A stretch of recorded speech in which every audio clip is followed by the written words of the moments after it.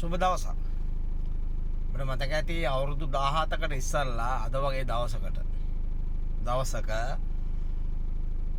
එකපාරම උදේ අපිට එනවා නිවුස් වීඩියෝ නේ සමාජ මාධ්‍ය තුල මුලින්ම ආවේ වීඩියෝ එක ප්‍රභායි වරයි කමාන්ඩෝස්ලා බැස්සොත් දන්නව නේද කියන පොඩි වීඩියෝ ක්ලිප් එකක්. ඒක තාමත් දුවනවා.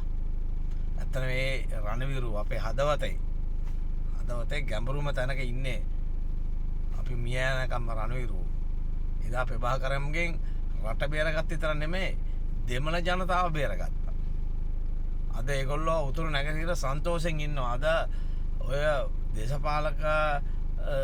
දේශපාලකයෝ දෙමළ කෑ ගැහුවට සාමාන්‍ය ජනතාව අද සතුටින් ඉන්නවා. මේ LTT ත්‍රස්තවාදී විනාශ කරපු නිසා. යුද්ධය ඉවරනවත් එක්කම අපි ලොකු හයියක් දුන්නා. නැගනේ මේ දකුණෙන් ගිහිල්ලා මමත් ගියා. යුද්ධය වෙච්ච ගාම ගිහිල්ලා අපි බස් අරගෙන යාපනයට ගියා. ගිහිල්ලා ඒගොල්ලන්ගේ ගෙවල් තමයි අපි කුලියට අරගෙන උන්නේ. එතකොට අපි එහෙන් තමයි කෑවේ බිව්වේ. අපි පුළුවන් විදිහට තෑගි භෝග අරන් ගියා. ඒ ශ්‍රී ලාංකික අභිමානය. ඒක පල්ලෙහාට දෙන්න බෑ. මොකද දෙමළ සාමාන්‍ය ජනතාව, විදේශගත දෙමළ සාමාන්‍ය ජනතාව. මම 2017 නෝර්වේ ගියා. ඒ ගිවිලා ඒ දෙමළ අය කතා කරද්දි අපි දැන් තමයි දන්නේ ප්‍රභාකරම් මේක විනාශ වෙච්ච එකෙන් අපි ශක්තිමත් වෙනවා. මොකද අපි පඩිය පිටින් දුන්නයි කිව්වා LTT එකට. අපි පුළුවන් දේවල් දුන්නා. අද ඔක්කොම අපිට ඉතුරුයි. අද අපි ගෙවල් දොරවල් ගන්නවා. අපි සතුටින් ඉන්නවා කිව්වා මේ LTT යුද්ධේ නතර වෙච්ච එක. ඒක නිසා මේක ආපස්සට හරවන්න දෙන්න බෑ. රණවිරුවන්ට අපි සදා ණයක් ඇති.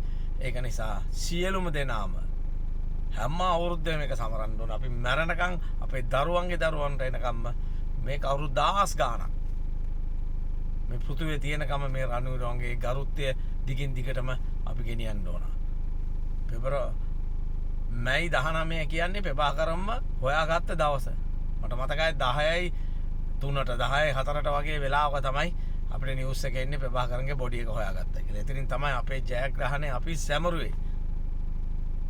අපි මිලාන වල ලොකු සටනක් දුන්නා. ඒක නිසා විශේෂයෙන් ආරාධනා කරනවා ලබන සෙනසුරාදා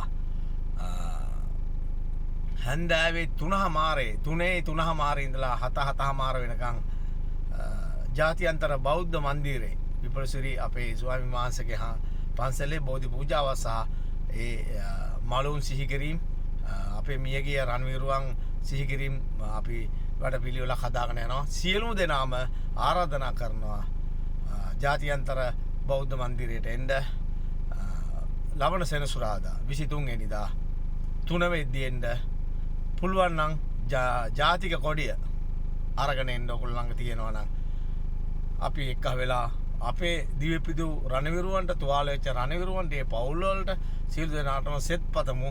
සියලුම ආගම් භේද, පක්ෂ භේද, ಜಾති භේද නැතුව සියලු දෙනාම ශ්‍රී ලාංකික වශයෙන් එක්කව වෙමු. 23 වෙනිදා අනිවාර්යයෙන්ම ජාත්‍යන්තර බෞද්ධ මන්දිරයට සවස 3 වෙද්දී එන්න. ජය වේවා. රටට ජය වේවා.